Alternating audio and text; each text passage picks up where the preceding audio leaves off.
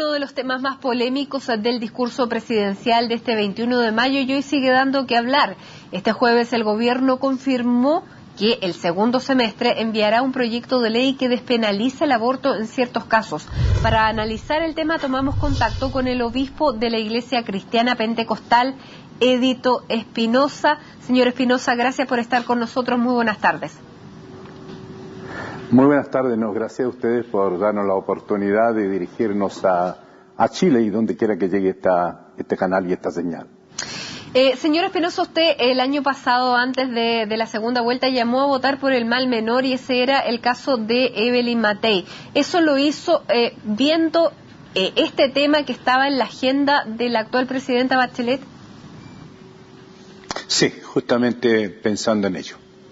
¿Qué le parece que se legisle sobre el aborto, pero en 3 casos específicos, porque que con este proyecto de ley no se está abriendo el aborto a la decisión de cualquier persona, digamos por cualquier evento, sino que son 3 casos muy restringidos, que es cuando la vida de la mujer está en peligro, cuando el feto sea inviable o en el caso de una violación?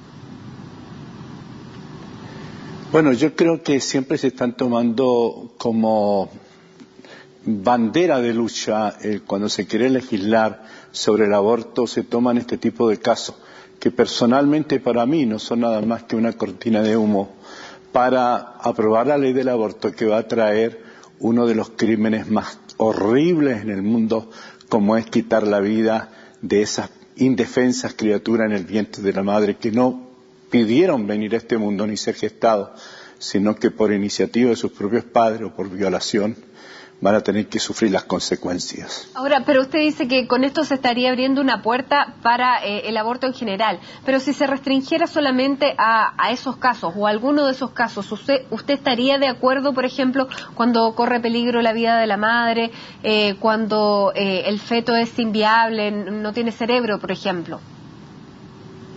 Bueno, yo creo que en esos casos aún los médicos ya lo hacen, solamente que no está despenalizado. Pero lamentablemente en Chile la libertad la usamos como libertinaje y las leyes realmente no se respetan. ¿Quién nos asegura que el día de mañana los que tienen dinero van a pagar y van a tratar de justificar un aborto de la hija so pretexto que fue violada? Entonces estamos en un país de la cual es peligroso aprobar una ley de esta manera.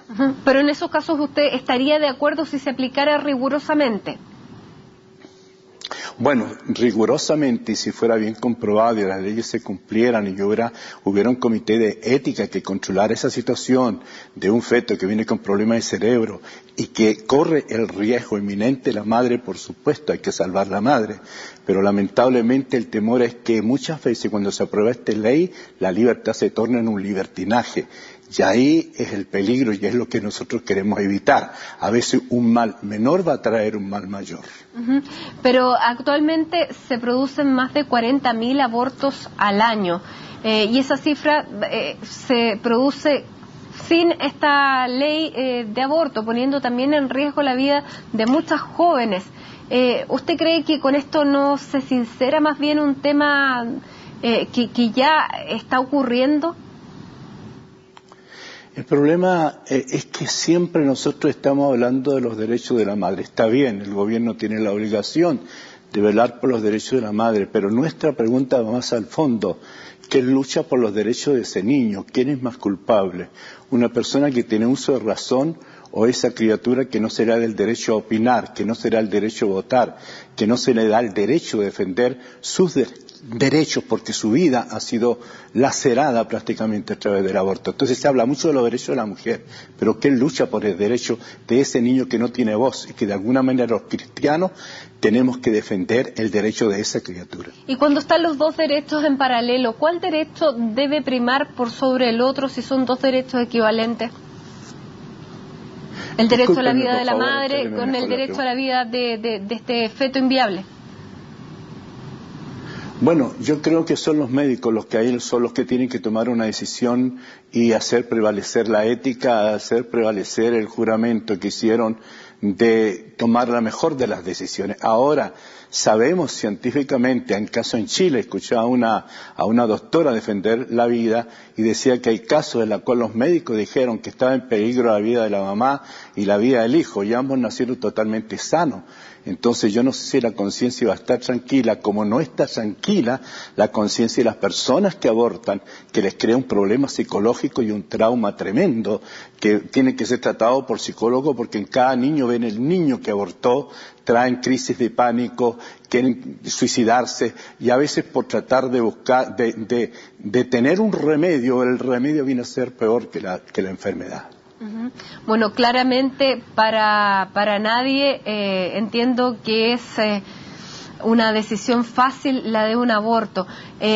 Ahora, ¿usted estaría de acuerdo en aplicar alguna campaña que fuera de educación sexual muchísimo más abierta para evitar llegar a la disyuntiva del aborto? Mire, yo creo que también hay que tener cuidado eso de una campaña de una educación sexual. Sabemos que hace años atrás se trató de llevar adelante una educación sexual y prácticamente se hizo algo irrisorio que tuvieron que suspenderla. Ahora hay que tener mucho cuidado, eso de los derechos humanos que se quiere aplicar a través del Ministerio de Educación, porque eso va a traer también consecuencias de qué se le va a enseñar al niño, qué se le va a hablar al niño en una sociedad donde tan fría, tan impersonal, sin temor de Dios, hoy día se puede aplicar cualquier cosa y enseñar mal. En vez de educar, se va a hacer un mal uso de esa educación, de la cual va a perjudicar a nuestros jóvenes que no están preparados para este tipo de temas tan serios. Señor Espinosa, ¿pero dónde queda la libertad de las personas?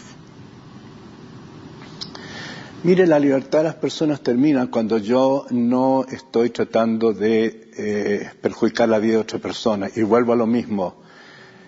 Podemos decir que podemos darle libertad a una madre porque tiene derecho, pero vuelvo a repetir, y los derechos del niño, los derechos de esa criatura, los derechos de ese niño que no pidieron ser gestados y que la madre lo hizo. Ahora, está comprobado estadísticamente que en México, por ejemplo, ya está aprobada la ley del aborto, y si uno mira por internet, el menor porcentaje de mujeres fueron justamente las violadas. Entonces, vuelvo a repetir, es una cortina de humo, la violación, la gestación inviolable, son prácticamente, yo creo que pretextos para llevar adelante algo de la cual a los políticos les interesa tratar de conformar a toda una sociedad, porque al ser amigos de todos les permite tener una buena votación y poder ocupar un cargo legislativo que sabemos que reciben unos suculentes sueldos en el bolsillo, sin pensar en el daño que se hace a aquellas personas de las cuales las leyes son aprobadas y que tienen que sufrir las consecuencias si no se respetan. ¿Usted lo ve como un tema netamente político, más allá de darle a la posibilidad a las personas a elegir libremente, más allá de si toman esta opción o no? Porque que existe una ley no necesariamente obliga a una mujer que tiene una guagua que sabe que no van a hacer obligarla a abortar, sino que solamente le da la opción para que no se la criminalice. Bueno, yo creo que sí, para que no se les criminalice, pero siempre vuelvo a repetir que haya un comité de ética y serio, responsable, lo que hace mucha falta en esta nación en todas las áreas de nuestra sociedad y de todos los que de alguna manera tienen la responsabilidad de legislar. A veces no hay seriedad. Por ejemplo, los problemas de los médicos que daban, ¿se acuerdan ustedes que daban estos asuntos de licencia falsa? Ya tenemos un trasfondo de la poca seriedad, cuanto más en esto que tiene que ver con la vida de una criatura. Pero en esos casos específicos que yo le nombraba, ¿usted sí estaba de acuerdo? Vuelvo a repetir, en caso que haya comprobado una criatura que venga sin cerebro, que la madre corre riesgo de muerte, siempre, por supuesto, hay que salvar la vida de la madre.